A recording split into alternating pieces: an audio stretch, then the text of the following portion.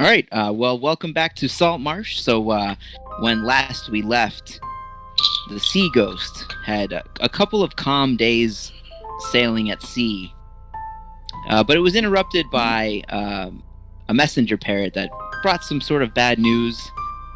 And then it came in sight of land, out into the azure sea, which seems to be choked with these sort of black seaweed that's rotting on top of the water. The winds have been favorable, but the air has been still and quiet until you came upon these rocks. A few days ago, Jacopo had released his messenger parrot back out to sea to carry a response to something that he had received. And then, surprisingly, it returned just as you approached this set of islands which delineates the location of the Crystal Cove that you've been seeking. And at that moment of the parrot's return, it seems to have dipped into the water and then transformed into a massive bronze dragon that is breaking through the ocean and begins to soar around the air of the island mass and unleashes its lightning breath at the huddled forms of fish-like Kuatoa warriors that are positioned around the rocks, throwing spears at it in return. So everybody roll initiative.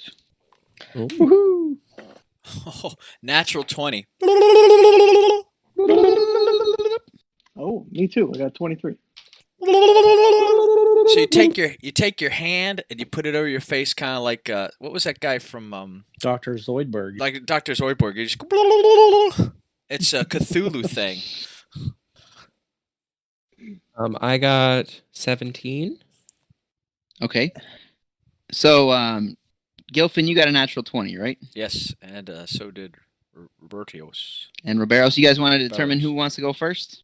He's a guest. I think he should go first. Okay. Okay.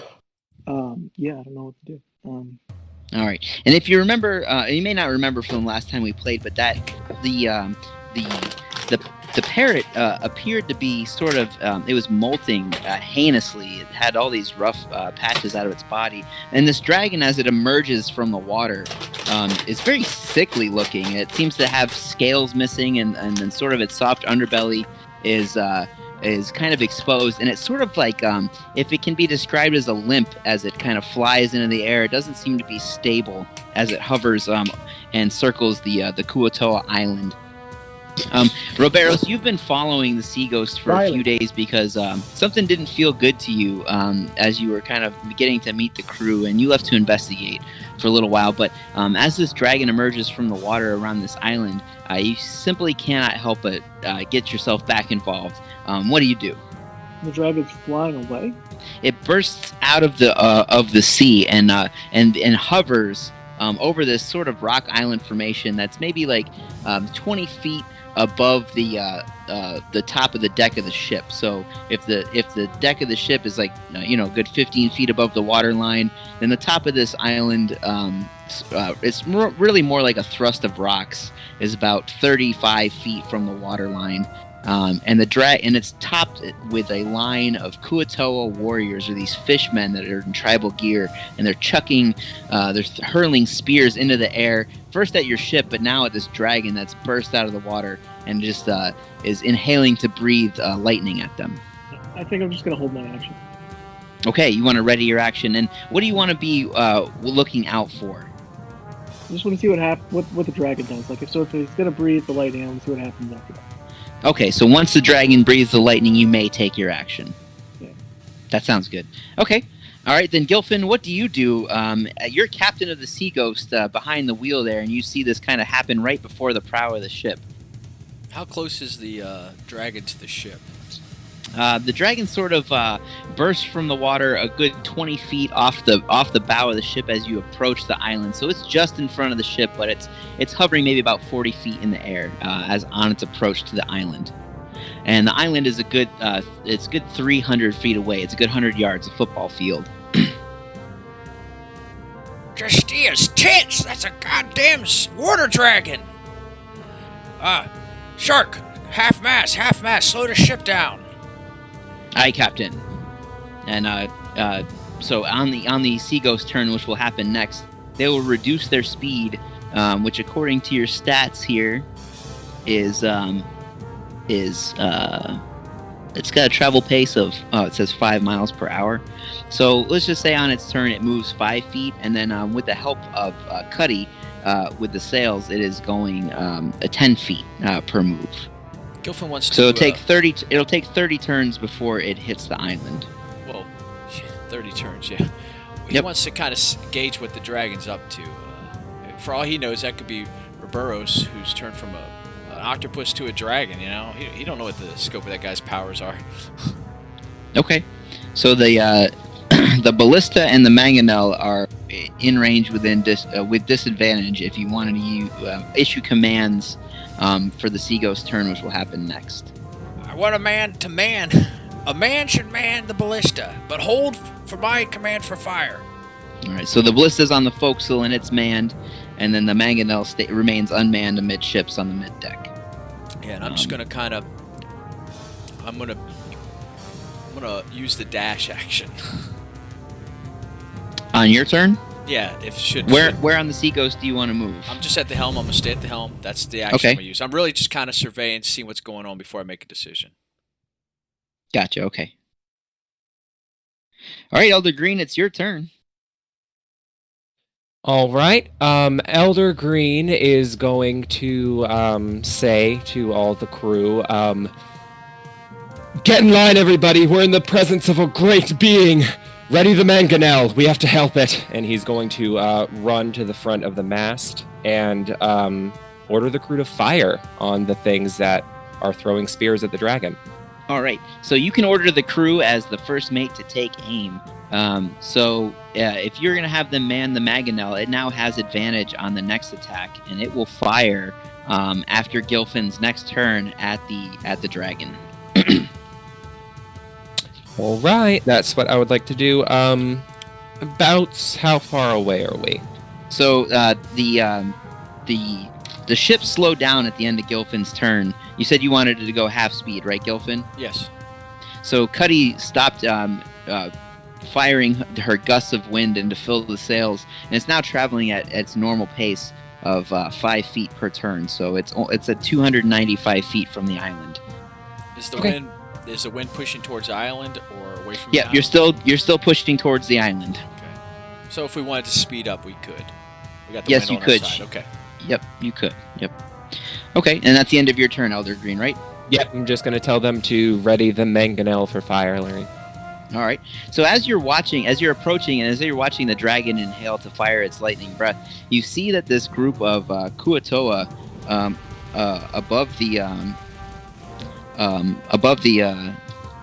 top of the island, sort of, some of them seem to be stricken with fear and leap into the water. But another select few of them hurl their spears woefully at a distance of the dragon. They just can kind of continue to flail. How about you, Jacopo? What happens? Well, I'm really too far away to make any sort of attack on the people on the island. Not on the dragon. I don't feel like the dragon has threatened me yet. Okay. I was trying to give it a cracker when we first left off. That's And true. I feel like he's still got the cracker in his hand. And he's like kind of taken back by it. And I think he'll say, Polly want a cracker? Because that's what I think I had said before we cut off last time. But I too am just going to kind of like with my left hand draw Cherry off my back and just hold my action. Okay. To see if the dragon's going to be an aggressor towards us, because right now it just seems like it's taking out those horrible looking creatures. Yeah, so as you kind of like say you probably want a cracker line, the dragon lurches forward with its wings another 30 feet forward ahead of the ship, and it's now sort of rearing back to strike with its lightning breath, and it exhales a line of lightning, sort of arcs harmlessly over the island formation, but more Kuatoa drop into the water, and only about 10 remain above the ledge there, and the dragon just kind of surges forward towards the rocks. So Roberos, it's back to your turn. You are in the water chilling like a octopus still. Yeah, that's fine. So it sounds like the dragon gave him a warning shot. Uh, Now he's just heading for the island. He's still heading for the island. He's definitely threatening the island. What about the guys that jumped in the water? Can I take advantage of that and maybe attack any of them? Let's see. So you have a swim speed of 30. You can move. You're still 300 feet out from the island formation and sort of where those Kuatoa might be, but you can move in that direction. And if you take a double move, you can move 60 feet closer. As an octopus, you'd be 240 feet out. Yeah, I'll head that way. All right, so you're going to move towards the island, and you're going to be at 240 feet out. And yeah, you can see that where they're jumping underneath the island, even at this distance, you can kind of see, you follow your eyes down the rock formation as it disappears under this layer of sludge of dead plant matter laying on top of the ocean. And as you kind of submerge yourself, you see that the ocean is dark because it's covered by this sludgy plant material, but that it's also much clearer underneath the water. And you can tell that it's also sort of empty of fish, like a lot of the places that you guys have been as you've been traveling at sea, but that there is a coral reef that kind of spreads out towards you in the direction of the ship that looks to be kind of vibrant and alive in and of itself, although it's missing kind of the necessary sea life that you would kind of see thriving on it. But then at the kind of sort of where the edge of the coral field runs out and meets this upthrust of rock that forms the islands you can see above the ocean, there seems to be a yawning black chasm, and those dozen or so Kuatoa warriors are swimming towards that chasm. A couple of them seem to have broken off and started to make their way towards your direction as you go that direction. Okay. And do you want to kind of like hold your action again? Do you want to be prepared to react to something? Is there any kind of like trigger that you're looking out for? Yeah, I mean, I'm assuming if they're heading my way, then they're probably going to attack me, so I'll just be prepared for that. So if anybody gets within range and threatens you, you're going to attack them first, kind of. Yeah. All right. Sounds good. All right, Gilfin, so it's your turn. So we're gonna fight this. We're gonna roll right in there, and that dragon could attack us. I don't know if I like that. So travel pace is 5 miles per hour. Yep, you can add speed, and you can give commands to Cuddy. She can start moving at 10, and then she also can, through your conversations with her, you know that she can use a spell that for 10 minutes would add 15 to your speed. So you could get to the island basically in 10 rounds instead of 30. I'm going to command them to use the full speed ahead, which is the roll d6 and multiply it. But I want to hold that till after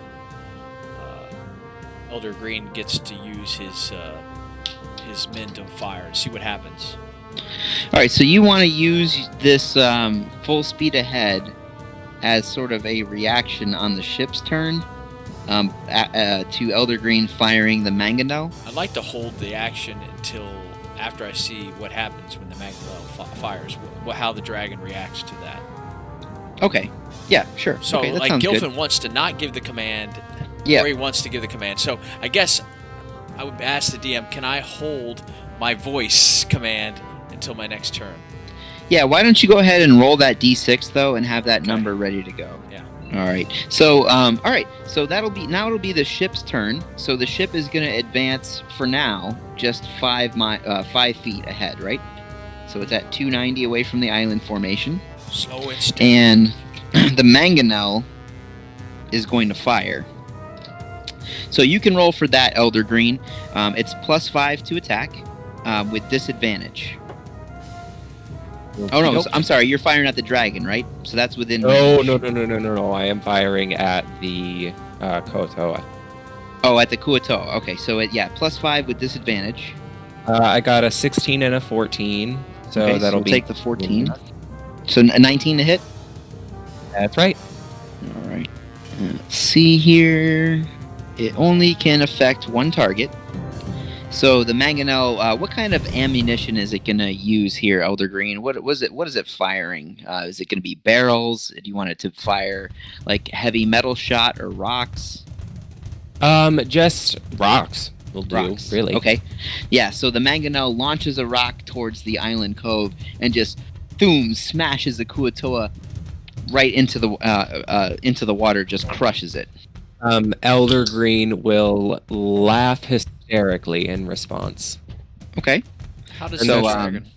Sorry, what's Sorry. that? Gilfin, did you say something about the dragon? I was asking, what was the reaction of the dragon from the attack? Oh, so I will roleplay the reactions. So the dragon sort of just seems to, as far as you can tell, be posturing. He seems to be single-minded on flying towards the island. Well, it doesn't look like he's our enemy, so I will give the full speed ahead command. Okay. Let's get in range for Elder Green's next volley. I rolled a 5, so it's 5 times 5. So 25 speed, in addition to the 5 that it already moved, puts it at 265 feet away from the island. And you pass the dragon. Well, Oh. we're going to It's find sort out. of you sail below it, and it's sort of its wings are stretched over the ship, and you kind of racing ahead of it towards the island now. So Elder Green, it's actually your turn if you wanted to issue commands to the crew or take an action. Okay. And our distance from the island is what? 265 feet. Okay. And our distance from the dragon is what? It's floating over. It's flying overhead. It is 10 feet, kind of over the mast, the top of the mast. And then, as we're passing by it, and this is probably going to be an empty gesture, but as we're passing by it, I am going to cast Healing Word on it. Okay. So the dragon is going to gain hit points. I don't know why I didn't plan for that. You knew he was going to love That's the dragon. okay. I mean, it's only gonna regain 9 hit points, and That's- really, my intention with that was just to kind of ally myself with it and Okay. make it, aware that I love it. Yeah, this sort of like wash of healing energy sort of washes over the dragon. You don't see it kind of react in any kind of way, but you notice that some of the exposed skin seems to scale over quickly, and it looks a little bit less limpy as it flies along. Right, and yeah, that'll be the end of my turn. Okay. The remaining 9 Kuatoa stacked on the island continue to kind of hurl their spears ineffectively towards that dragon. Another 5 of them jump off the island into the water. Jacopo, it's your turn. And you are 265 feet away as the Stegos sails towards this rock formation. Okay. Well, I was going to use Hunter's Sense on the dragon, but I don't think I need to, because that I don't need to. I thought that maybe it would help me learn how the dragon was doing, but it doesn't. I don't need to know how. Yeah, it looks super wounded. I mean, it's not in good shape. It looks sickly, and its sickliness appears to be. You can tell that it seems to be affected by the same rot that is layering this, disgusting, Right. vegetation on the ocean. So, very much resembles the horrible bird that brought me but maybe in a different form. Yes. There's no maybe discerning birthmarks or feather. Yeah, you can tell patterns, it's the same. maybe. You know Yeah. that it's the creature was the bird. That's for sure. got to be Polly, All right. What I want to do is, man, I really feel like getting up in the crow's nest, Okay, you climb to the crow's nest. so that I'm going to be so I can have a sniper position from up there. Okay. I'll use all my movement to try and get up to the crow's nest. That sounds good. Yeah, it costs your entire movement, but you're now at the top there. Sounds good. That's where I'd like to be. All right. And the dragon races ahead of the sea ghost again. Let's make sure I get its speed right. And it's gonna move another. This time it's gonna kind of give a burst of speed, and it's gonna move to within 200 feet of the island. And let's see if its breath weapon recharges. It does not. All right, back to you, Riberos. You're 240 feet out, so you just see this dragon sort of lurch overhead and race its way towards that island. You're still in your squid form underneath the waves, and you've just seen those Kuatoa plop into the water from above, and they seem to be following their brothers into this gaping crevasse underneath the waves. What do you do? And about how many of them went in there? So at this point, there are about 15 that have disappeared in that direction. I'll be as stealthy as I can as an octopus. Then. All right, roll a stealth check with a +4 bonus. Do you want me to add that to my regular stealth bonus? You're good. I don't know how your wild shape works, but the octopus has a +4 bonus, so you can use. Oh, okay. I think you can use whichever skill is higher. So if you have one that's higher than +4, you can use that instead. Oh no, 4 is higher. So I got a 19. Okay, so you got a 19. All right, so yeah, you're as an octopus, you kind of look at your surroundings and then change the appearance of your octopus body to match what you see around you, and kind of head your way there. And you don't seem to be noticed by the Kuatoa disappearing in the crevasse. How many feet do you want to move? You can take a dash action and move 60 feet. That puts you 180 feet away. Yeah, I'll do that. All right. Is that going to be the end of your turn, Roberos? Yes, sir. All right, Gilfin, you're aboard the Sea Ghost, 265 feet away from the island. Well, Gilfin knows that dragons like to hoard gold, so now he's starting to think maybe this dragon's got some gold on that island. And we're racing a dragon. He's never beaten a water dragon in a race, so he's going to try to bolster the crew to keep moving faster. Did you not say that Cuddy had an ability to move the ship faster, or was that the yeah, she can add. So already? Its move speed is 5. She can add 5 to that and make it 10. Okay, so the full speed ahead has wore off, right? Let's see. Yes, that's correct. It has worn off, and you can use it again. Oh, okay. Well, then in character, it just takes your action. He's getting a little greedy right now. Yeah, he's going to use his action to go full speed ahead. Boys, women, lads, we must get to that island before the dragon. And I so now you're racing 4. the dragon. Yes. I rolled a 4, so that's 20. All right. So that 20 plus the 10 plus the 5 with Cuddy plus the 10 move is 30 feet. Yes. So you go to 2. The ship will move to 235 feet out on its turn. Full speed ahead. Kind of where Roberos just left. He's trying to get to the treasure before us. Oh, Roberos. I knew we couldn't trust him. Elder Green, you can take that full speed ahead action on your turn as well, but it'll only benefit the ship when it goes around to its turn, so it only gets that benefit once per turn. Just in case like Gilfin doesn't take it or you want to take it. And same to you, Jacopo, you have that command as well. Okay. I'll just keep doing it if that's okay with you guys and let you do what you guys want to do. That's fine. Okay. All right, well then, Elder Green, it's your turn. Now the Sea Ghost is 235 feet away from the island. There are about 5 of the Kuatoa remaining on top, sort of defensively throwing spears at this encroaching dragon. All right. I will... You said we're 235 out? 235, yep. Okay, I'll just have them fire out the mangonel again then. So you're going to order the ship to fire again? Yes. All right, so that's going to come around on the next turn after Gilfin's turn. Right. Okay. So yeah, you're going to use advantage and roll for the mangonel, and you're going to take aim at the Kuatoa again. Is that right? That's correct. All right. All right, so the remaining 5 Kuatoa just kind of continue to act defensively. How about you, Jacopo? How far away is the dragon from the crow's nest? 200 feet and 35 feet ahead of you and 10 feet up. Okay, so really far away. Oh, It's 200 feet from the island. Yeah. It's 35 feet ahead of the ship and 10 feet above it. Okay. Gosh, I'm trying to think of a way that I can ride this dragon. Polly, come back! And you know what? I'll put a good berry in my slingshot and see if I can't coerce him with a little bit of tasty treats by throwing a berry in at his at him. All right, go ahead and make a ranged attack. Okay. Let me get my slingshot stats here. Alrighty. This is Against gonna an be AC 18. All right. Very good.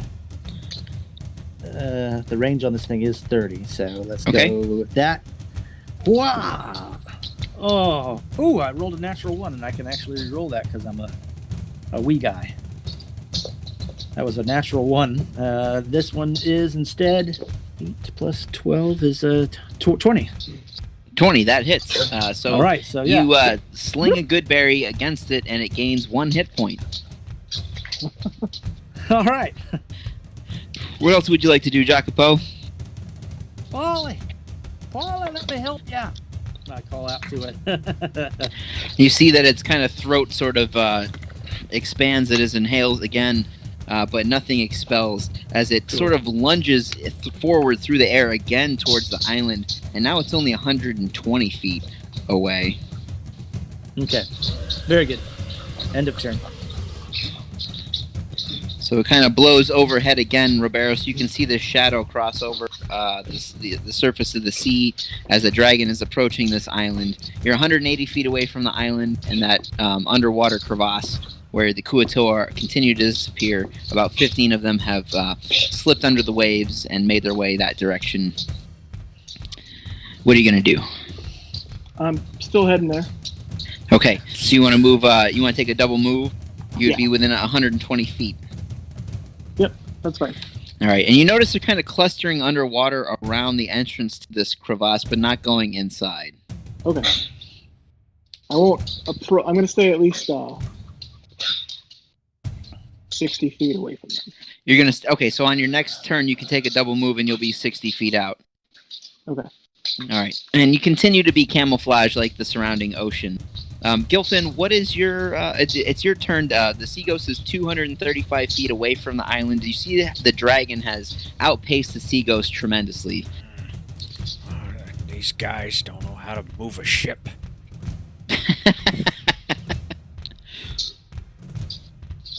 I'm just gonna keep going full speed ahead. Okay. Hopefully we can move enough because we're 35 out from the 200 range. Yep, 235. Yep. Yeah. I don't know if we'll be able to move 35, but I'll try, Elder Green. Oh, I rolled a 5, so that's 25. Okay. So 35 feet altogether. So now you're 200 feet away. So now he would be able to toss without disadvantage on his attack, right? Sorry, who would be able to do what now? For the mangonel. Elder Green had the mangonel lined up. Oh, that's right. Yes, It's within 200. range, yes. It's 200 feet to 800 feet. So Yep. the 200 is with regular. After that's with disadvantage, right? That's right. No, it's it's regular rolls now. All right. So we got him to regular rolls at least. Okay. Yep. All right. So Gilfin is at the end of your turn. Yeah, he's just standing at the helm, grumpy, pissed off. Yar. Yarring. All right. So Cuddy is hard at work. She's kind of breaking a sweat, going through these motions to continue to pump air into the billowing sails. And the crew have dipped oars into the sea to kind of add that extra speed that their captain has required. They're now heaving and hoeing as some dwarves pound the drums, and the sound of the drums in the waves kind of beats along. Elder Green, your crew at the Mangonel is ready to fire at the 5 Kuatoa on top of that island. You can go ahead and roll an attack. Right. I got a 14, and it's plus what? The Mangonel gets a bonus of +5 to hit, so that's a 19 to hit against the Kuatoa AC, and so it fires a rock again, right? That's correct. Yeah, another boulder smashes into a Kuatoa and just knocks it off the top like a bowling pin. Only 4 remain. Elder Green, it's your turn. All right, and we are 200 away, yeah? 200 away, yep. Okay, well, I don't think I have anything that will quite reach in terms of range. I just make sure. Yeah, no, I don't have anything that'll reach in terms of range. So, I'm just going to use my action to wander around the ship and just yell at everybody. Get in line! Maybe he'll get him moving. I like the cut of Elder Green's jib right now. He's starting to become quite the salty sailor. Yeah, and that's it. All right. Yes, you see the Kuatoa are still sort of. They're standing fast atop of the that island spur, and one of the Kuatoa seems to be gesticulating kind of in the air, and a spark of light kind of appears above its head. And you notice that above the dragon, sort of a stab from the ocean of sort of this pale yellow light blasts across sort of the area where it's headed, but still it wildly misses the dragon. Jacopo, as you see these Kuatoa kind of magically attack the dragon, it's your turn. So I can see those clearly, those wizardly spell casting Kuatoa. How far away are they from me? A good 200 feet. Yeah, they're 200 feet away, perched atop this island, so they're about 60 feet up. Okay, and I'm on top of the crow's nest. You're on top of the crow's nest, so you're about on level with them. Okay, but they're 200 feet away. Yep. All right. What I'm going to do is I'm going to take a pot shot at these magical motherfuckers and try and hit them. Now I have to make this roll with disadvantage because they're further away. Sure. So here it comes. The lowest roll is 5 plus 8, 13. 13 hits. Right. So I've launched a crossbow bolt out that way. Bam! And that's going to be 5 plus. So that'll be 9 points of piercing damage to the spell casting one. Okay. Don't be blasting your magic spells at my friend Polly. All right. And so the dragon again makes a huge sort of push off with her wings, and she's now within 40 feet from the island. And you kind of see again a gulp of air inflate her chest, and she breathes out another blast of lightning. And one of the Kuatoa, not the one that casts the spell, is just blown away by the lightning into bloody bits, splashed down Fried fish. in front of the island, just in pieces. All right, Roberos, you're 120 feet away from the island and that crevasse below it. You're over this beautiful coral reef that would otherwise teem with life. It sort of seems healthy, except for sort of in the distance you can see there's sort of an area of coral that is bleached and sort of pale and sickly looking, but it's an otherwise pristine coral field. And you seem to be passing kind of over this kind of what do I want to say? An elevated portion of coral on which there seems to be a monument of a giant clamshell monument right below you. Okay. Is there any way I could use a religion check or anything to see what that is? Yeah, go ahead. Roll your d20 and add your religious bonus. I just got 9. All right. So you were a hermit, so who had kind of lived in the Hool Marshes on the outskirts of Saltmarsh. But since your time as a young person, you'd sort of heard about this Crystal Cove, and you know that at some point in its history,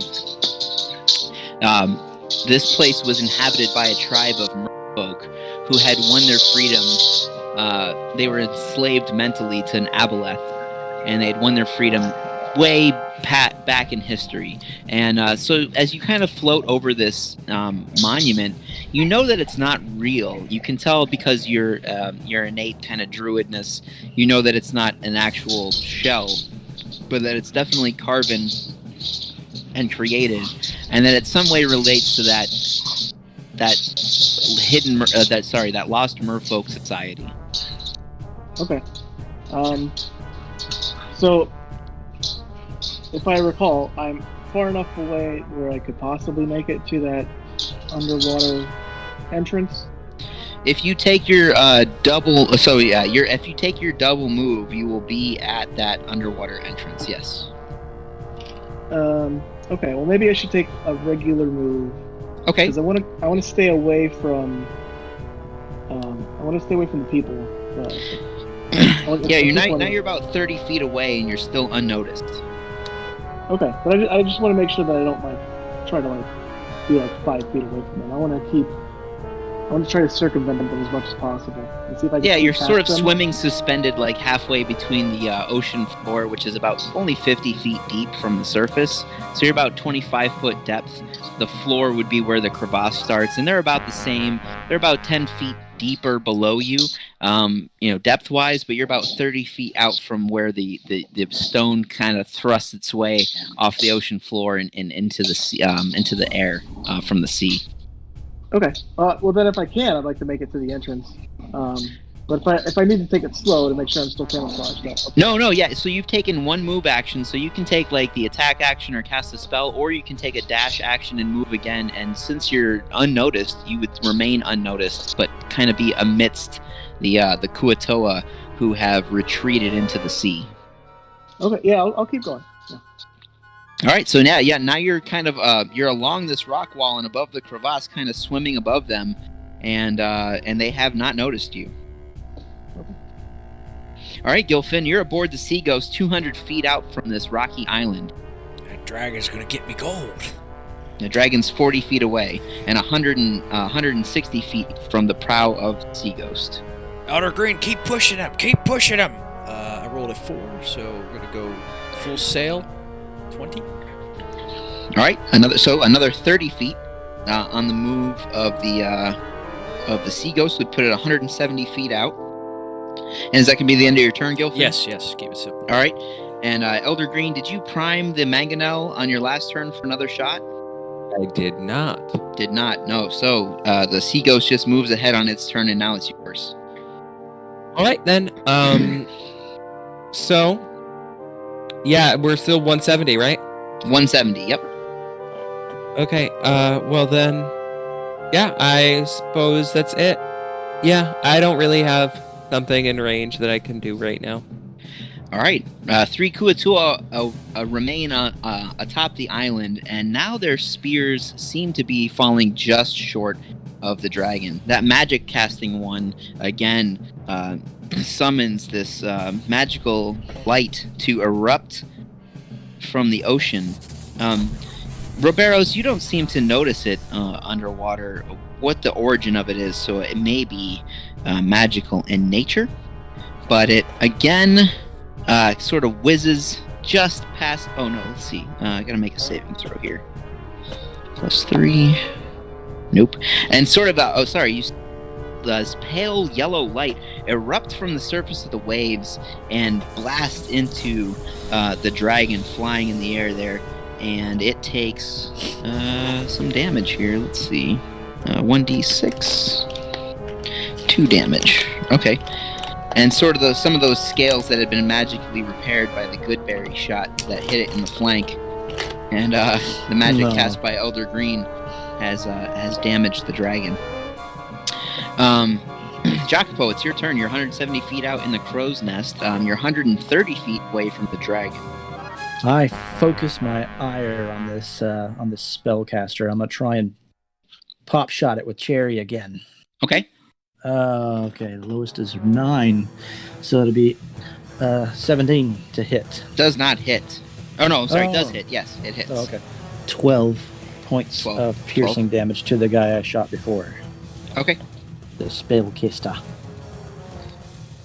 All right, so now the dragon, this time it sort of swoops down upon the 3 Kuatoa remaining on top of the island and kind of dives out of the air those final 40 feet and kind of rakes its claws among the it bites at the Kuatoa remaining upon the rock there, and it sort of snatches in its jaws one of the fish people and chomps it in half. The fish head and feet kind of fall independently into the waves below. So there are only 2 remaining on top of this island outcropping. Roberos, it's your turn. You are hidden among the 15 undersea Kuato warriors, sort of lurking and swimming above the crevasse as if they are just waiting for the dragon to go away.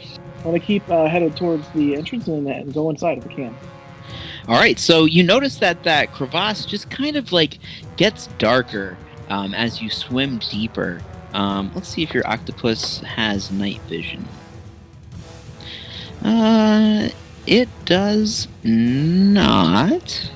Okay, so yeah, it just kind of gets deeper and colder and seems to extend far beyond where you can see. You have dark vision of 30 feet, but it continues to tunnel away below. Does it go up at all? Nope, the shaft just kind of goes straight down. If you took your full swim move, you could do the dash and go 60 feet deep. Yeah, I'll do that. All right, so yeah, you're at a depth of 60 feet below the surface of the crevasse, and now the Kuatoa are kind of far away above you, kind of chilling. Is there anything else you wanted to do on your turn? I still can't see anything. Nope, it just kind of it goes straight down deep. This kind of tunnel bores into the earth. Okay. I'll just I'm gonna stay here. I might move one move.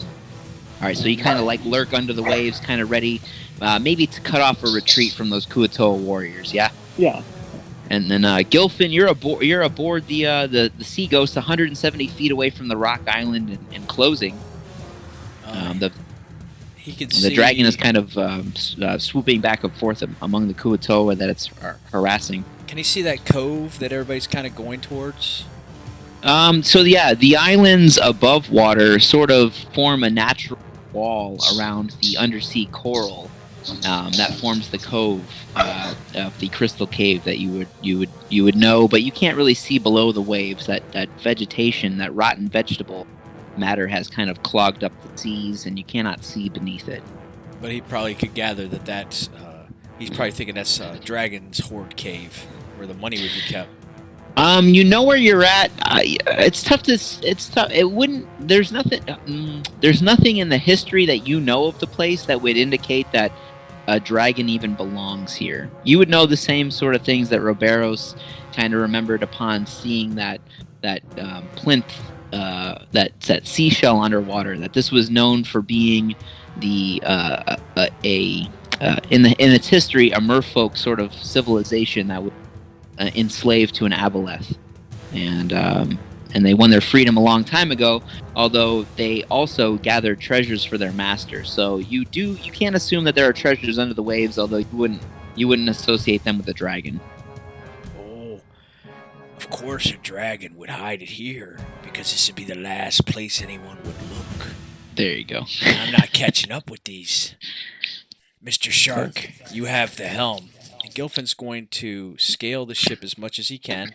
He's going to say Jack Draw, and it will activate the helm of underwater breathing around his head. And he's going to jump into the water and try to dash swim towards the island. Okay, so yeah, your dash move. What's your swim speed with the helm of underwater action? Well, the helm of underwater action gives him 60 feet range dark vision, and he can breathe underwater. Okay. He's wearing aquatic armor says that gives him swim speed. I was going to get to that. Yeah, I'm going to that next. So you gain speed of 30 feet, but also with the mariner's armor, you get to move your speed swimming, which is 30. Okay, so you have a 30-foot swim speed. Yep. And so you can take the dash action and get to within 110. Yes, but then there also, if you gain 30 speed, well, I bet you that's with the cap out. So if somebody's like 25 speed, they go, okay. So I could go... Depending on how far you want to say I have to cross the ship, I was thinking at least 45 to 60 feet. Yeah, I'll give you the whole length of the ship as a free move, and then you can get 110 feet away from the island with dash. Give me 60 swim. There, he just pops right over the. He runs right up to the bow, and hops. He runs right past Elder Green, and pops right off the top because he thinks, no matter what the DM says, there's gold in them hills. All right, sounds good. So Shark at the helm, he doesn't get as the quartermaster, he doesn't get the benefit of the full speed ahead action. So on the next turn, the Sea Ghost is only going to move the 10 feet with the help of Cuddy. So it's going to move from 170 to 160 away for Elder Green and Jacopo, okay? But either one of them can use that command if they feel the need to. Yes, but it would take place on the next turn after Gilfin's. Yep. And so, Gilfin, if that's the end of your turn, then it's Yep. Elder Green's. Okay, and the spellcasting froggy is still alive, right? The spellcasting Kuatoa is still alive. Yep, there are... how many did I say? There are two? Yeah, there are two. One is the spellcaster, and one is just the regular one. Okay, well then I will shout out to the crew. Captain's off board! First mate is in charge! And I will say, fire the ballista on the spellcaster. All right, so the ballista crew runs forward to the forecastle and loads the ballista. They kind of winch back that giant that bowstring at the head of the ballista and load in that javelin, ready to loose upon the remaining Kuatoa on the next round. Go ahead. Sorry. We'll order them to fire the mangonel as well, right? You can give the take aim command to. You can order them to fire, but you can give the take aim command to one or the other, which gives you the advantage on your roll. So who would you like to... you can order them both to fire, but only one of them gets that advantage. Okay, well then I would also like to order the mangonel to fire on the Kuatoa. Yeah, so and they I'll winch take down the catapult and load it with another boulder. And I'll take the advantage on the ballista for the spellcaster. All right, so the ballista crew is particularly dialing in the range on that spellcaster Kuatoa, and then they are hurling their spears at that dragon's. See how we do there. That the spellcasting one seems to waggle her fingers again in the direction of the dragon. Let's see if it makes its saving throw. Elder Green, if Gilfin could see you, he'd be so proud of you. Nope. Gilfin straight up fucking pulled a Captain Crunch and like sprouted some fucking like gold helmet, like shot like a goddamn torpedo off the ship. What if Elder Green had just been like, okay, I'm in charge now, turn around. We're going back to port. It's like, I imagine you look like this pirate who's got like this go gadget fucking helmet. Yeah, so an otherworldly ray of lights again erupt in the ocean, but the dragon, so it seems to be ready for it this time and adjusts its body to kind of let that ray of light hurl past it. Meanwhile, a spear is hurled at it from another Kuatoa that sort of strikes it in its dragony nose. And how much damage does that do? 4 damage. I was gonna guess 5. All right, Jacopo, it's your turn. Spellcaster, I'm gonna take him out. All right. How far away is he now? The sea ghost is 160 feet away, and you're in the crow's nest. Okay. Does 12 hit? No, I'm sorry. Well, then I missed this shot. So this time you fire Cherry, and the sort of whizzes past. Yep. All right. But the dragon, however, has inhaled its... oh, no, it doesn't. It swoops down again at the Kuatoa on top, and it is going to roll its bite attack. And it chomps the remaining non-spellcasting Kuatoa in its teeth and just spits its bloody body into the sea. And Roberos, you can kind of see this red ichor sort of dripping down and falling because it's heavier than the water towards the crevasse in which you hide. It's your turn, sir. Can I, would I be able to make it out of the water and off? Yes, you could swim out of the crevasse into the surface if you want to, and you still would be unnoticed. Okay, yeah, I'm gonna do that. I'm gonna I guess, breach and get onto the island. All right, so you breach and sort of you're hanging on, still unseen and camouflaged. Now you're blending in with the rock. You can take an action if you want to. How far away is the spellcaster? The spellcaster is 60 feet up the surface of the rock, and you can climb it in your octopus form at. You take the dash move and move halfway there, 30 feet. Yeah, I'll do that. Yeah, so you sort of squid your way, octopus tentacle your way halfway up the island, still blending in with the rock where you kind of look like just a formation of outcropping, and you're halfway towards the spell-casting Kuatoa that remains on top while these 15 compatriots are below the waves. Gilfin, you're in the sea with them, and kind of as you're swimming along and dipping your gaze below, you see a lot of the things that Roberos has seen as an octopus, including right below and behind you, that giant clam sort of obelisk beneath the waves that rises atop that coral mountain. Has he ever seen anything like that? I mean, it would be the biggest clam he's ever... Well, I don't know. Is it the biggest clam he's ever seen, Gilfin? I don't know. Of course not. What are you talking about? Jeez. There's a baby clam to him, probably. Yeah. I'm caught between splitting the party and being an asshole and going after whatever that is. But he was headed to the caves. I want to keep focus on the caves. Okay, so yeah, you're headed for that big open cave crevice that Roberos was kind of lingering towards. Yeah, and if at all possible, maybe he's keeping an eye out for Roberos so that the two of them can hook up. Gilfin would not be able to see Roberos. He's so well disguised. Of course, that's why Michael's telling you. Yep. If shit happened. Yep. Gilfin, you can move with a dash move to within 50 feet of the island and at a depth, of 25 feet underwater. He didn't want to go too deep under the water. Okay, so you can remain sort of at surface level. He's going to just speed right across Popeye style. Yeah. All right, Elder Green, you're aboard the Sea Ghost 160 feet out from the island. Does the ship go after me? Oh, I'm sorry. The ship goes after Gilfin, so right before you. And go ahead and roll your ballista with advantage and your mangonel with It's not regular targeting attack. anything now, right? Well, there's one Kuatoa up on top of the island that would be a target for both weapons. Okay, got it. Oh, wow. Okay, so with advantage on the mangonel, I rolled a 5 and a 3. All right, so you're 5. You miss on the mangonel altogether. Okay, so let's see how the... Or sorry, that's your ballista. You miss on the ballista altogether. No, That your was with ballista. Yeah. Your ballista gets advantage, right? Or is it your mangonel? Yeah, that's right. It was the ballista. The ballista It was the was ballista. advantage, yeah. Yeah. So now Your- this is the mangonel. Your ballista hits. I'm sorry. Oh, okay. Then do I... It does 16 damage. So now your mangonel fires regular. Okay, gotcha. Sorry about that. That's okay. I rolled a 14. That hits. Oh, that's good. And that's the mangonel, so that does 27 damage. Woo. Plus 16. How do you want this to look?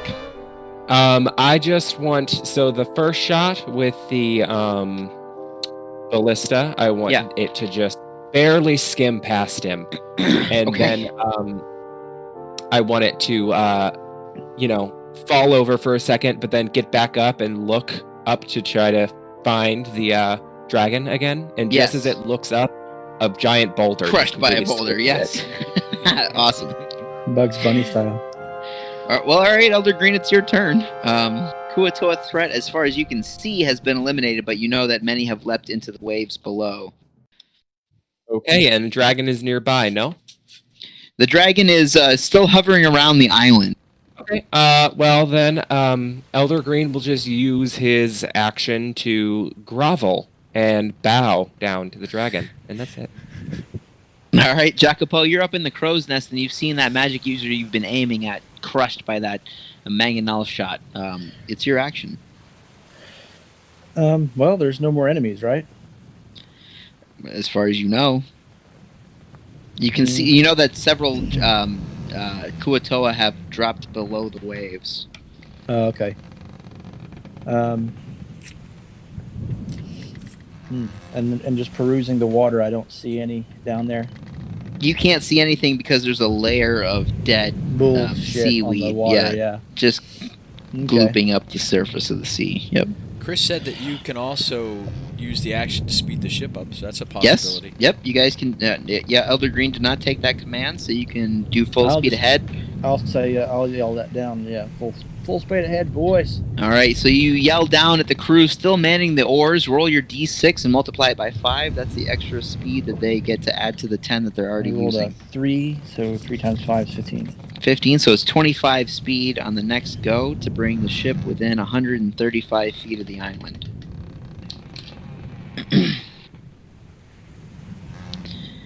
All right, so now you see the dragon plunge out of the sky and drop beneath the waves. And Roberos, you watch the dragon sort of fall past you as this huge lunging monster splashes water upon you, clinging to the side of the rocks as it dives towards those Kuatoa beneath the water, sort of hanging out 25 feet above that crevasse. And it attacks with its bite and chomps another one into just tiny bits as its blood sort of now rises to the top of the sea. Roberos, it's your turn.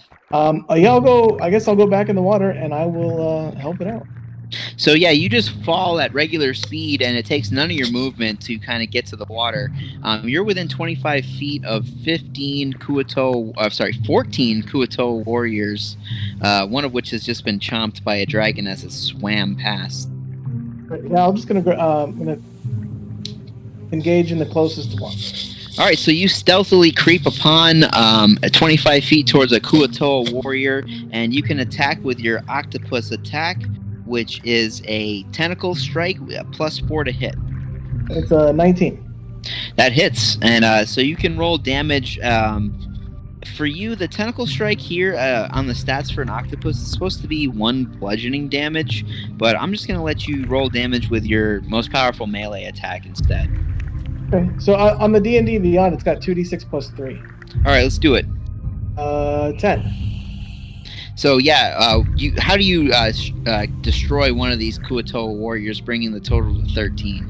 I'm gonna just tease it until all the air is out of it. Yeah, so you're still camouflaged behind it, and suddenly your color changes to just that octopus, and you just grab it with all 8 tentacles and squeeze until it expires in your tentacle arms. Drop it and let it sink. Gilfin, you see this from 50 feet out. You're underwater. What do you do? I pull both my swords out, Okay. and I'm gonna go ahead and dash towards. Now, did I see the octopus? Yeah, you see this happen. So I Yep. see my ally. So I want to get close to my ally, but probably get somewhere. Because there's 13 more of those things around him. So That's right. Yes. I want to try to get as close as I can to him, but also get close to a villain if possible. All right, so you kind of like dash into the midst of them with your swords drawn, and they kind of respond. Half of them kind of look your way as the other half look towards the octopus that just eliminated one of their friends. Okay. All right, Elder Green, it's your turn. The ship has already moved, so you're 135 feet out from the island. Right, and I can't move it again, right? You can order the move for the next turn. Okay. Well, then I'll just go ahead and order them to move closer. Okay, you can roll that d6 and multiply it by 5. That'll be 25. All right, so it's 35 feet total. So the next turn, the Sea Ghost will be 100 feet from the island in the action underwater. Jacopo, you're aboard and above. I'm sorry, the Kuatoa underneath there, Roberos. They see what you've done to their friend, and they respond in kind. 2 of them hit you with their spear for 10 damage, Roberos. And then, Jacopo, it's your turn. The Sea Ghost is still 135 feet from the island. And seems to be skirmish down there in the water, but Yep. I can't really see what's going on down there. Right. How tall is the crow's nest, do you think? How many The feet crow's nest is a good 60 feet or 50 feet, something like that, above the deck. up? Okay. I am going to stick my grappling hook on the side of it and rappel down on a rope right. really fast. It doesn't cost you any move to rappel from the crow's nest to the deck of the ship. And I'm trying to. Basically, I'd like to get down in the water and help my captain and my new octopus The ship friend. isn't close enough yet, right? Huh? The ship isn't close enough yet. Yeah, 100 feet, or that's 135 feet out from the island. You would be able to see them if you jumped into the water and you could see underneath for sure. Right. I'm gonna try and do some aquatic underwater shooting. I don't think our weapons are affected underwater. Your crossbow, Oh, they are. yeah, it does work underwater. Yes. So you jump into the sea, and you're still 135 feet out, but you can see what's going on underneath there. You could use your whole move to be at the kind of the front of the ship and sort of be. Nah, it's still got to be 135. I'm sorry. Until the end of the next turn. How far away are the Croatoa though? 100 feet away, or 135 feet away. Okay, so they swam all the way up there. Yep. Yeah, we're crazy fucks. Taking a shot. Okay. At one of the Croaters. 16 to hit. Hits. So lowest roll on a disadvantage was 8. So okay. I'm gonna focus my ire on one of them with a bonus action. Whoever that is that's striking my friends there. Okay.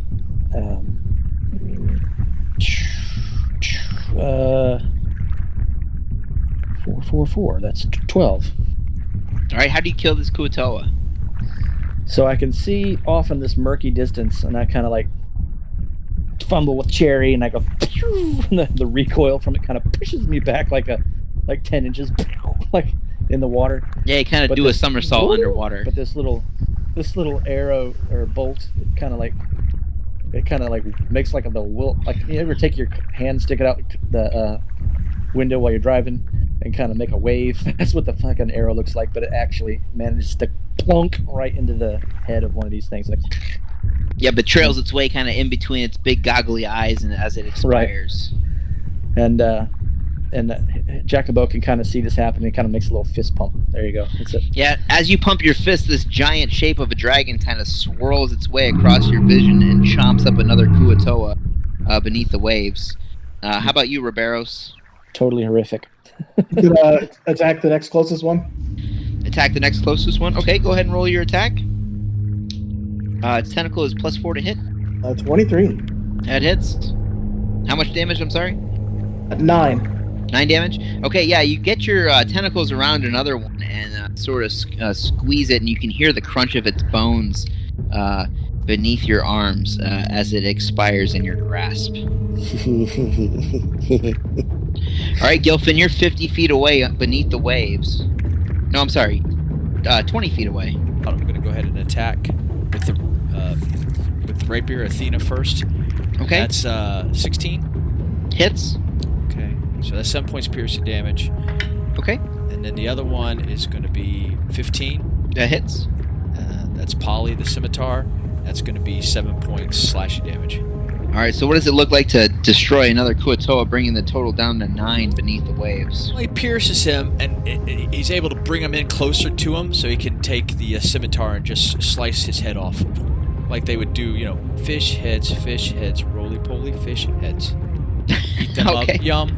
Alright, Elder Green, you're above the waves on the deck of the Sea Ghost, while Gilfin is just impaling and decapitating Kuatoa below you, but you can't see it happen because of the obscuring vegetation growing upon the waves. But the Sea Ghost has moved to within now 100 feet of the island formation. Okay, well, Elder Green is going to see Jacobo jump off the side of the ship, and he is going to be distracted by from his groveling and bowing down to the dragon. And he's going to run over to the side of the ship and shout, Elder Blackthorn! And he is going to shout up to the man driving the ship, which is Shark, yeah? Shark is. He's going to shout up to Shark, dock the ship on that island! And then he's going to dive down into the water. So you hear an aye below the waves, and kind of see that there are 9 Kuatoa engaged with this giant octopus, and your friend Gilfin as Jacopo is sort of like aiming down sight. So I would say it costs you your full move to kind of jump into the sea, but you still have an action you can take if you want. Hooray! Well, then I will cast Eldritch Blast at the nearest Kuatoa. Okay, go ahead. That is going to be a 19 to hit, That hits. and I will deal 5 force damage.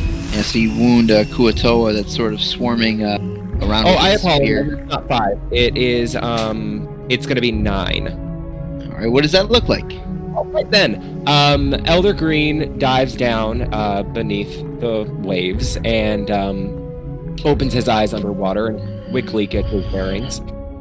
He spots the nearest Koatoa and holds out his hand, and a bubble begins to form in it. And then he shoots the bubble forward, and it darts, going straight through one of the Koatoa. Kind Killing of it blasts us instantly. apart. Sweet. So there are 8 Kuatoa left. 4 of them are surrounding Riberos, and the other 4 are sort of hovering around Gilfin. 2 of those 4 around you, Riberos, are unhooking nets from the gear on their bodies, and they are going to attempt to throw this net around you. Let's see, it's a +3. Does a 5 hit? No, probably not. How about a 12? Oh, looks like it hits. A 12 is going to hit. Okay, so you're now restrained. So what that means is your speed is 0. Any attack roll against you has advantage, and then you have disadvantage when you make an attack and on dexterity throws, okay? How far away from me are they? They're like right next to you. Okay. Are On they, your like- on your turn, you can attempt to break free. Okay. All right. And then the same thing happens to you, Gilfin. Does an 17. 11 hit you? What is it? 17. 17. Okay. And then the other one rolls a 13. So these 2 nets kind of swing around you and don't get you. The other 2 are gonna attack you though, Gilfin, with their spears. So we've got a 16. And that doesn't hit either. But they miss at you wildly. Jacopo, you kind of see this happen 100 feet away as you swim beneath the waves. It's your turn. Gosh, I jumped off the boat, so it's probably sailed on now. I just Well, it wanna try hasn't and- been its turn yet, so you'd be ahead of the boat. Oh, well, do you think I'd be able to like hook onto it somehow and like climb back up the fucking thing? You can use your full move to climb the rigging and get back up. I just want to be like at least halfway up it, so that I'm hanging onto the side or something. So Okay, that I that's can fine. ride that bitch. Because yeah, I need to get closer before I start taking more attacks. Yeah, but you swim faster than the boat moves. He doesn't have a swim speed. Yeah, I I mean, don't. But your normal speed is... It's half. Yeah, you could swim 15 Yeah. feet. What is it? Still Difficult terrain or whatever. Yeah. Yeah, I don't swim. My movement is like 25. So Well, the I boat moved 10 move. feet. Yeah. Okay, 10. Yeah, you're gonna move 12 feet on your move, and the boat move is 10. So it's up to you. I guess I'll just keep swimming then. Well, you could climb up the boat and order them to move forward again. That's full true. speed, Yep. Boy, and that would even work. full speed ahead. So you're sort of hanging off the rigging on the kind of like halfway up the Yeah. side of the ship, and then Like yelling racket commands looking, at the like hanging off the rowers. side of a ship or something. You know, I'm like, yeah, one hand on my crossbow, one hand on the ship. You know, sailing it in. And the dragon beneath the waves chomps down on another Kuatoa and just eliminates it. And you hear underwater, Elder Green, in Draconic, the dragon say, "Where is my child?" And growly dragons speak in Draconics. Oh, Roberos, it's your turn. Yeah. You can also right see here, father. Or mother, I don't know. You're Roberos, you're trapped in the net with the 4 Kuatoa surrounding you. Oh, what is that? Like a strength check? It's a DC 10 strength check to free yourself. Okay. You could also deal 5 slashing damage and free yourself. Oh, cool.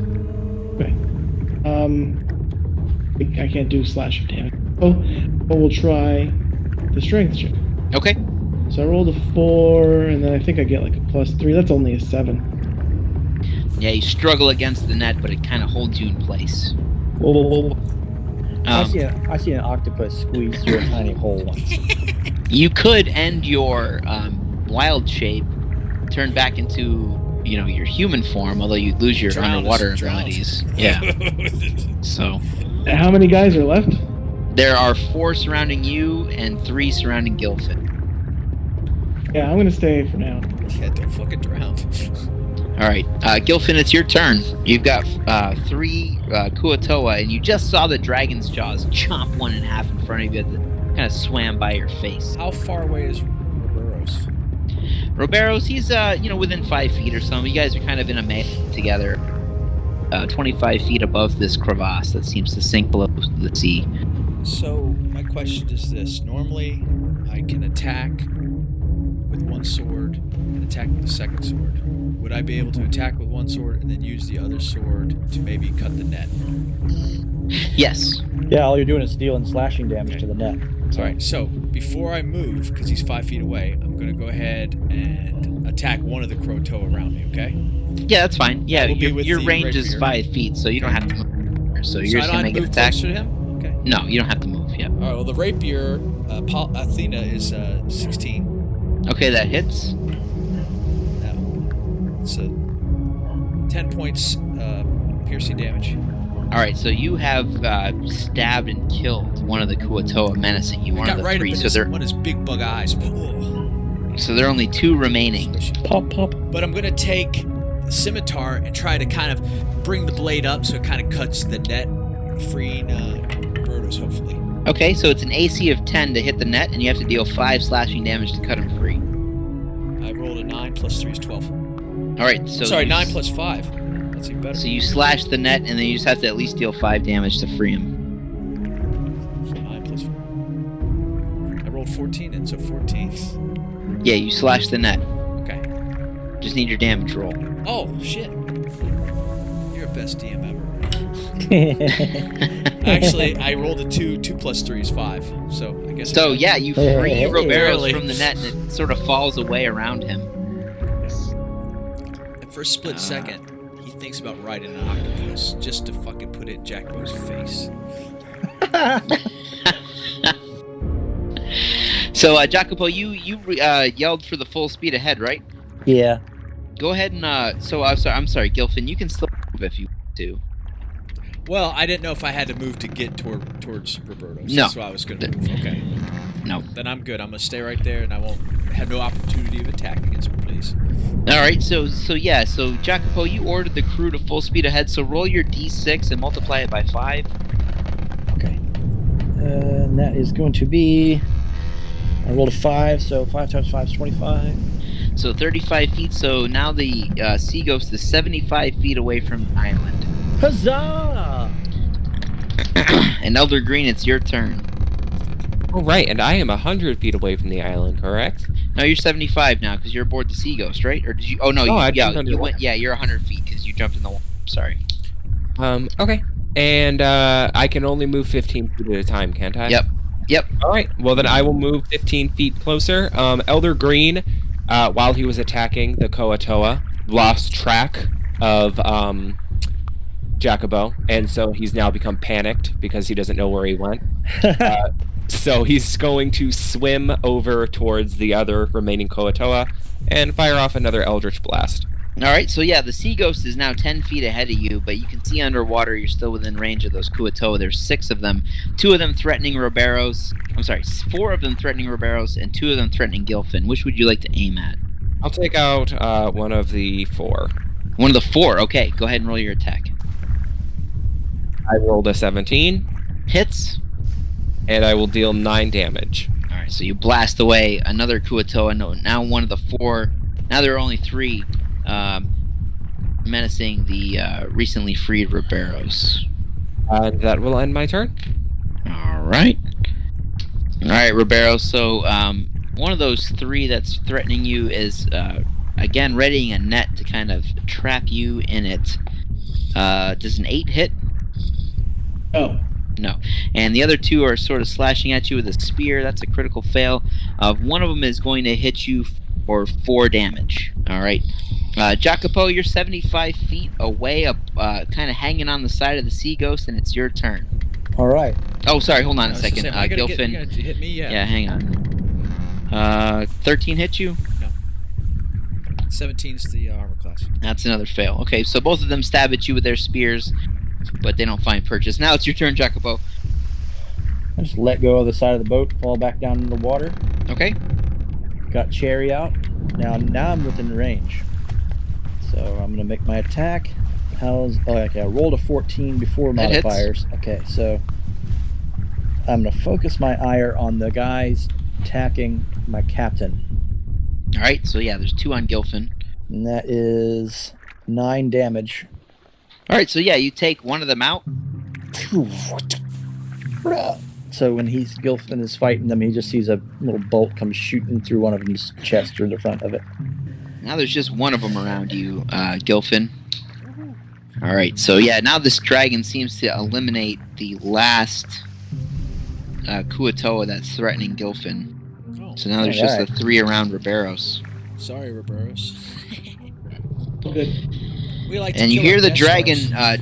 Elder Green in Draconic, you hear the dragon say, "You must leave one alive! I must find my child!" Oh, Hey, noted. Alright, so Riberos, it's your turn. And anybody else that speaks Draconic can hear that as well. nope. But I know Elder Green does, so. I do as well. Okay, Riberos, you hear that as well. So if I'll attack one. There's 3 around you, so you want to attack one? Okay, go ahead. So we got a 13 plus 4, so 17. Yeah, that hits. Right, and then so can I keep? Oh, I'm looking at the wrong thing. If you roll your damage, you can make it non-lethal. It's enough to, like, kill it, so you can tell Okay. me. Or you can kill it, there's 3 left. So it's 5 damage. 2 ones. Alright, yeah, that's not quite enough to kill one, but you could bloody one, or squeeze it and crunch its bones beneath your tentacles. So if it's not dead, then I can grapple it and then restrain it. Yes, you can grapple and restrain it, for sure. It is grappled and restrained. All right, so then I'll do that, and then let's keep that one alive. Alright, sounds good. Alright, Gilfin, you're free and clear, and Riberos has grappled and restrained one of these Kuatoa, but you don't understand what the dragon is demanding. No, he's they're- swinging. He's Yep. swinging. So there are 2 in the clear left around you. I mean, lucky for them, he'd go after the 2 in the clear, I think. But man, I tell you what, I was ready to try to kill kill both of them if he didn't grab one. Oh, natural 20. Nice. That's 9 points with the rapier. Yep, that takes it out. So he kills one, and then he pulls the scimitar towards the other. He's very happy that Roberto's got the other one. He's like, he can hold him, and I'll cut his head off. And that's going to be a 16. That hits. And that's going to be 6 points slashing damage. Alright, so he's bloodied. Okay. Elder Green, you're 85 feet away, and it's your turn. We can kill him at the same time, Roberto's. Both of them. 2 left, 1 grappled, 1 bloodied, right? That's correct, yes? Alright then, I'll move a bit closer. Alright, you can move 15 feet, so within 60 feet. I will cast Eldritch Blast on the one that's not grappled. Oh, I'm sorry. Just real quick, Jacopo, go ahead and roll that d6 so we can move the boat. That's supposed to happen after Elder. After I didn't get to Gilfin's make turn. the command last time. I'm not an elder. I have not. Oh, yeah, taken you the didn't get to. plunge. I'm sorry. Go ahead, Elder Green. Okay. Well, I rolled 18 to hit, Yeah, that hits. and it is sorry, 7 damage. All right, so what does it look like to finish off the last ungrappled Kuatoa? All right. So Elder Green is going to hold out his hand, and the water around it is going to begin to boil, and he's just going to send a bolt of flaming hot power towards the Kuatoa, and it's going to die with hideous boils appearing on its skin. Yes, it just boils itself into pieces underneath the water. The water boils around it, and it's kind of like dissolves as the water heats up. Gilfin immediately turns his attention to the next one, ready to go strike the next Krotoa in the arms of the And- octopus. Elder Green would like to use his communication ability Okay. to mentally send a message to Gilfin. And he's going to say, "Leave one alive for interrogation." Okay. All right, Gilfin. So you kind of got the message from Elder Green, and the Kuatoa is going to try and escape your grasp Casey. So let's make Roberto. So let's make opposing strength rolls with your octopus here. So you get a +3. It looks like with your giant octopus stats, Yeah, I think that's right. and I get a +1. I got a 16. I got a 5. All right, so the Kuatoa breaks free of your grasp. He's the last one remaining. Jacopo, it's your turn. Okay. If I've seen that the danger's kind of cleared, he's going to kind of scurry back to the. Well, boat. there's one left. He broke there free. is. Yeah, he broke free of Riberos. There's one left. That was the one they were trying to keep alive. Well, you wouldn't know that. Right. I still feel like there's like 4 warriors over there, all taking care of business. I'm gonna scurry to the boat. I'm gonna. All right, so you're gonna climb aboard. Yep, I'm gonna climb aboard, and I'm gonna say, "Full speed ahead! Go pick the captain up." All right, so it takes your move to climb aboard, and then your act to order the full speed ahead for the remaining 65 feet, and we'll resolve that in the next go.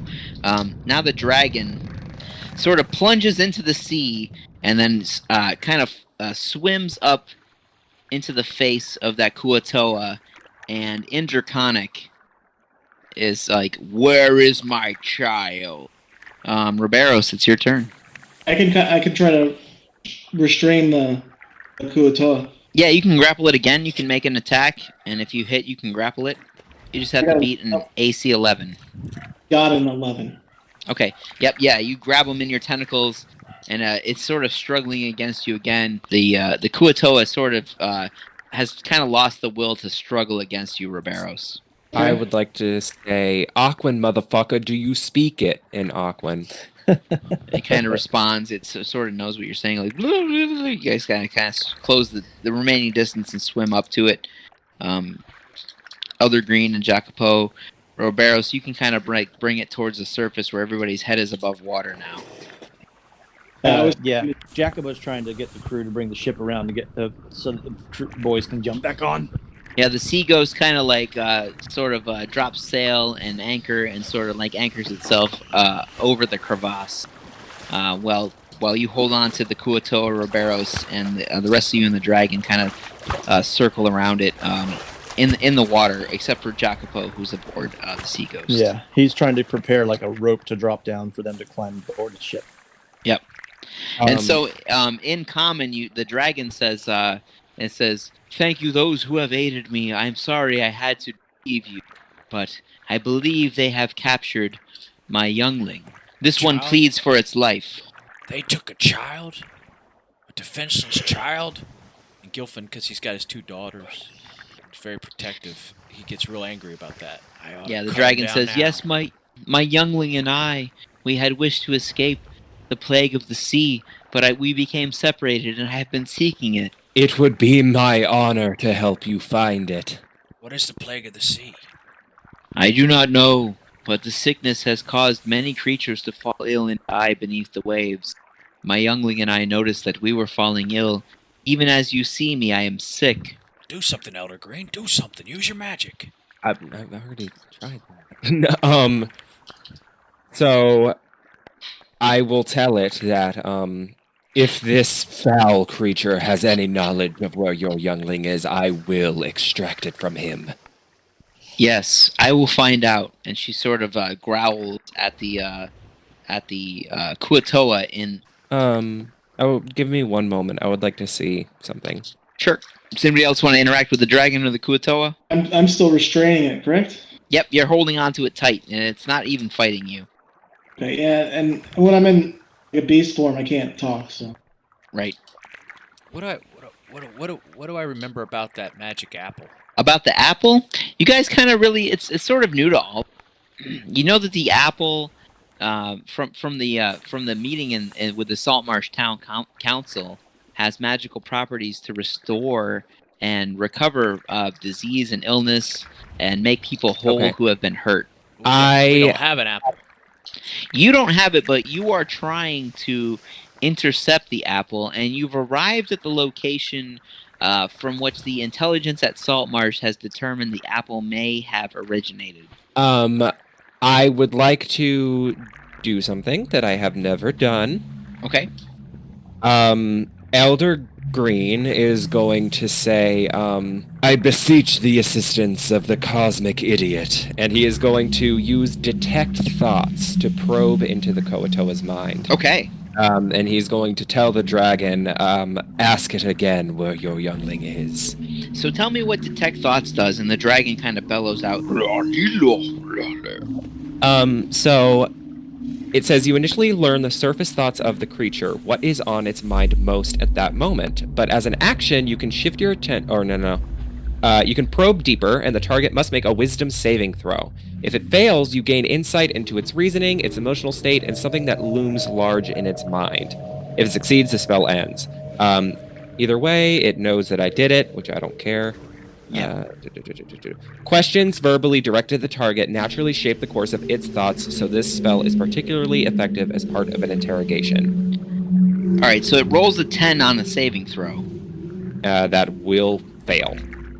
And so that you know that the Kuatoa are several weeks, perhaps even months ago, the Kuatoa happened to emerge from their underwater domain, which is buried deep within the crevasse. There's a cave system about 500 feet below the surface of the sea that leads to an underdark passage where a Kuatoa settlement is.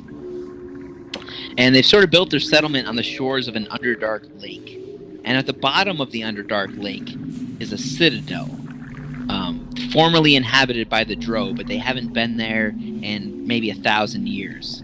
And it's a drowned citadel. It's you know that the Kuatoa have this deep memory that the citadel was a source of pain for them, and that at some point in their history, it succumbed to the waters of the Underdark and was drowned, and all the inhabitants died. You also know that the Kuatoa has an affinity for that. That in the surface of its memories, it sort of worships that clam-shaped obelisk at the pinnacle of the coral reef. It has an affinity towards it. It kind of worships it as a god. And you know, too, that the Kuatoa is defending its home from some external threat. You kind of get these visions of these Koalinth, these undersea goblins, having invaded the Kuatoa's realm. And that they captured a few weeks ago a young dragon in order to defend their home from these invading Koalinth. Okay, and is it my belief that they have taken this dragon to their underground citadel? Yeah, you see snippets of its memory where it was part of the raiding party that chanced upon this dragon in these sickened seas. They found sort of this wounded bronze dragon wormling, and they attempted to capture it in order to unleash it upon their enemy. Okay, and their enemy is the undersea goblins, the Koalinth. Okay, the Koalinth. Got it. Yep. Okay, so and you guys remember they were there were some Koalinth dignitaries that were guests at the lizard folk, but they did not join the alliance against the Sahuagin. Okay. Elder Green is going to relay this information to the dragon. He's going to tell it that I see a beautiful underwater city, a citadel where the Koatoa have taken your youngling to protect them against an invading force of sea goblins. And you say that in Aquan, right? I will say that to it in common because we have that it speaks common. Yes, it responds in common like, "Please help me. Please, I cannot swim below the surface of these seas. I must have my child back." Well, I will accomplish this task for you, great sea creature. Gilfin views children as a higher treasure than gold, so he will also throw in his scimitar and rapier. Wait, you got my scimitar and my rapier. Okay. What about Riberos? You're kind of holding tight onto the squirming Kuatoa fish creature. It's sort of whimpering in your arms. Did you say that we're done with it? What is that? Would you say that we're done with it? Yeah, pretty much. Right. I would like to ask the dragon What would you have us do with this wretched creature now? All right, Riberos, what do you think? I'm just gonna revert form. All right, yeah. So you kind of release the Kuatoa from your tentacle grasp and revert to your humanoid form. So it's freed. We're still surrounding it, right? Yes. So I'm just gonna make sure that just want to keep an eye on it, make sure it doesn't run away. But I don't want to kill him unless he does something. All right. Yeah, you're kind of like swimming around. How about you, Jacopo? You lower that ladder Yes. into the sea for your compatriots to climb aboard. Yes. Okay. Everything all right down there? Yeah, and so Riberos releases the coalinth, and the dragon sort of responds in common and says, "I appreciate your assistance. I know now that this one knows where my child is kept." This is a Kuatoa, so it's kind of crazy. It's like, yes, the dragon, we needed it. They've invaded our home. Elder Green, that thing you did, does that show us how to get to that citadel, or do we need him to lead us there? It says, you can keep the apple in Aquan. If you just help us remove the goblins. Was it talking to you?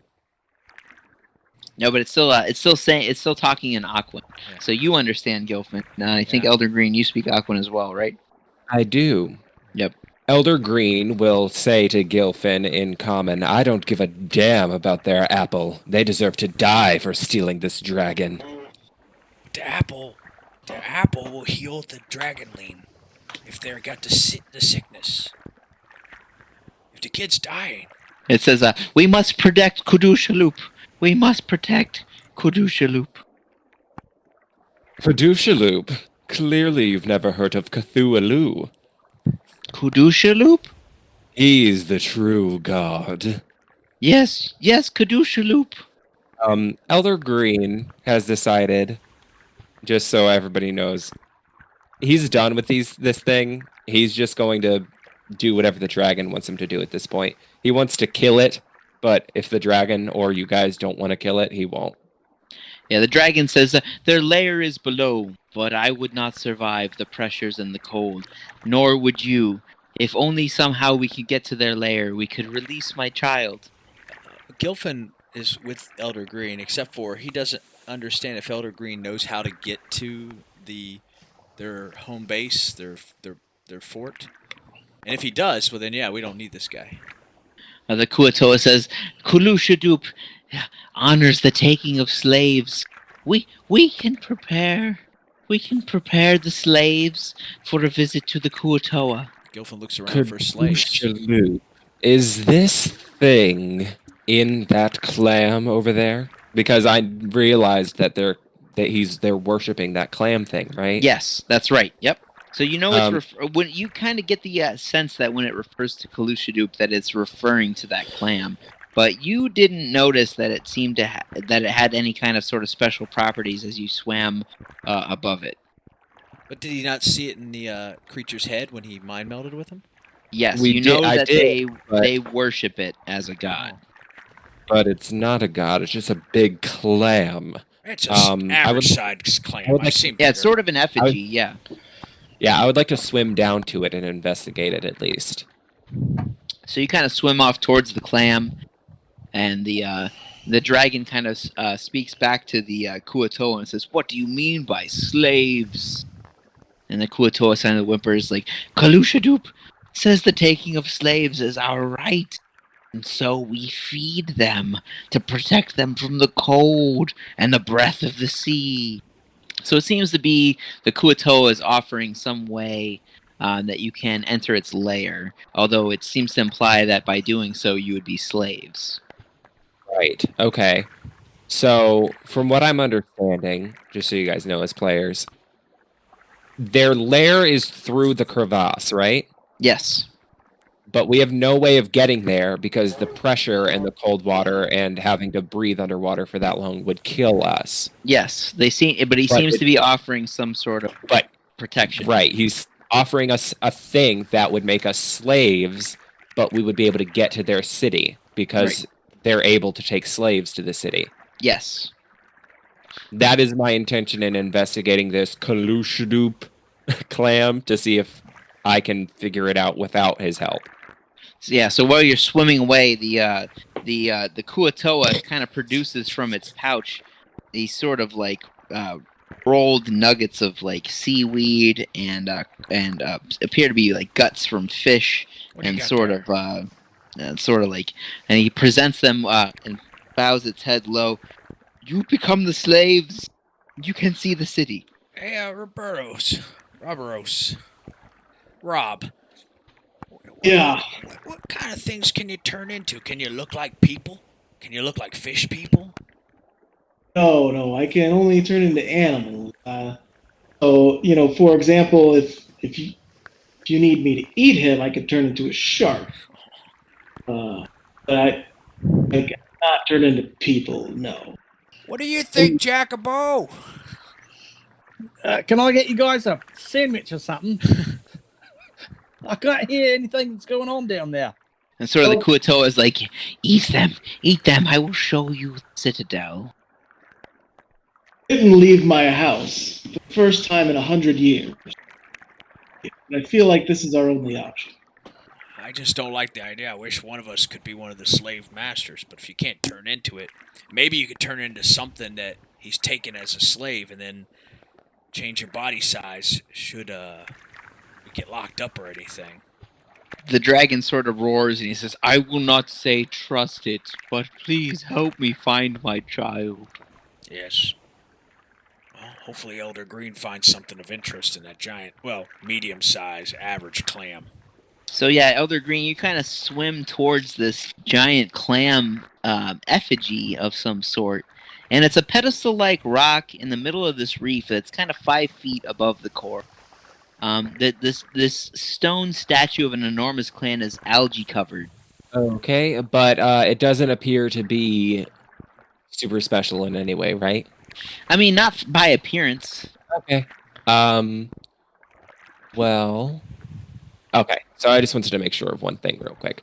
Yeah, so if it's not special, then I'm going to return up to where everybody else is, swimming in the water, deciding what to do.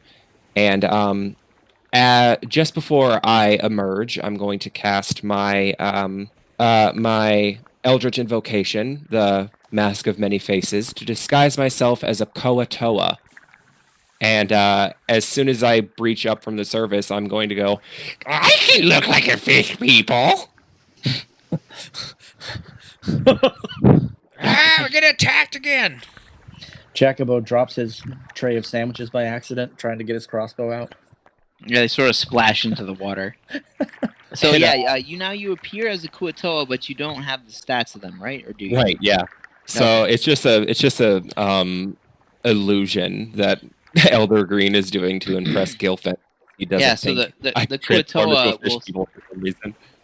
The one remaining Kuatoa will sort of like look to the dragon and be like, yes, they will help you. See, they look like us. We will lead them. And he kind of holds this sort of ball of mess kind of in your direction, but doesn't move any closer to you.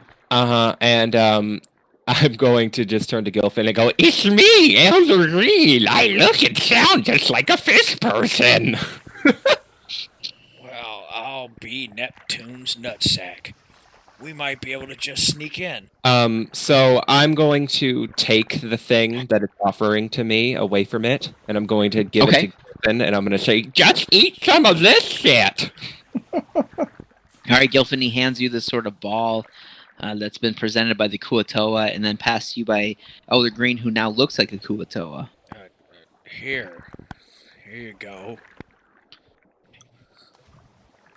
So you pass it along to who? I'll give it to Roberto's. All right, so Roberto's, now you're passed in your hands. Now this as you kind of bob above the sea, this sort of morsel. Well, you were a fish person. You might like that. I do like a medicine check to see if I can figure out what it might be. Yeah. You're having been a hermit and a druid who kind of studied like growing things. You can tell that it's harmless, and you tend to believe that it would actually kind of help you adapt to the ocean climate. All right, fine. take a bite. All right, he's gonna eat it. You don't know where Yeah, it's so been. you eat and swallow it, and you gain resistance to cold damage, and you don't feel the effects of the weight of the ocean above you. It's disgusting. Okay. And so Elder Green, we just took all that stuff away from that guy. We took enough to we have enough for all of us, right? Yep. So Elder Green doing his best impression of this man, this fishman person that's with them, is going to go, by the way, what's your name? And he says, "Shulaplapdoop." Shulaplapdoop. Okay. And Elder Green is going to take out Henry the Dagger and kill Shulaplapdoop. And he just kind of expires with this gasp of bloody, so sort of this blood bubble sort of escapes out of his lungs and stains the surface red. And Elder Green just continues violently stabbing Shulaplapdoop. Sorry, his gills, then, yes, and he just expires. And then after a little bit of blood rage, he's going to turn to Gilfin and just go, I'm Shulaplapdoop! I brought these slaves! It's very convincing, isn't it? I'd call it terrifying. Someone want to explain to me what's going on down there? Elder Green's working through some issues. So Riberos and Gilfin and Elder Green, you've all consumed the offered substances, is that right? Gilfin did not eat it. Hey, Oh, not Gilfin, okay. I'm going to eat it. So yeah, Elder Green, you feel the same effects. You no longer feel the cold of the sea, and or the feel of the waves lapping against you. You're sort of immune to the effects of the ocean. Okay, I'm just going to climb up to the deck and inform Jacobo about what's going on. Okay. And I'm going to tell him that we are going to an underwater citadel to recover this dragon's lost young one. Yeah, you've sort of gathered up the remains of the offered morsels from that now dead Kuatoa, and you have it on your person. And I'm just gonna tell him everything that's going on, basically, with All right. how that stuff works and everything. All right, yeah, Jacopo, Elder Green has just kind of he's now equipped with these sort of pellets that provide a protection against the sea, and So I he's just got to explaining to you about everything. eat a bit of this fish shit, and then I can go swimming. Yep, yeah, you feel the same effects. So yeah, you have cold resistance, a swim Well, speed equal to your movement speed. You can breathe underwater. Okay. That's what I was gonna And ask. you don't if we feel had the effects of the pressure. water blue or anything or not. Yep, Have you got ever it. imagined what it tastes like to lick a fish's butthole? Well, that's exactly what that would taste like. Yes, exactly. Gross. All right. So you're telling me Yeah. it'll protect me against the pressure? I have to eat it? Yeah, That's you'll right. gain well, I mean, you don't have to because you have some gear that provides a similar effect, but you will not have the cold resistance or the pressure protection provided by Pressure's these gonna be morsels. needed. We know that there's pressure where we're going. I mean, Yes. pinch my nose. Jacobo, can't you at least put it on bread, or did you throw all our sandwiches overboard? Oh, here's some. And there's a bit Soggy. of sandwich, soggy sandwich. All right, stuff it in the bread. Here we go.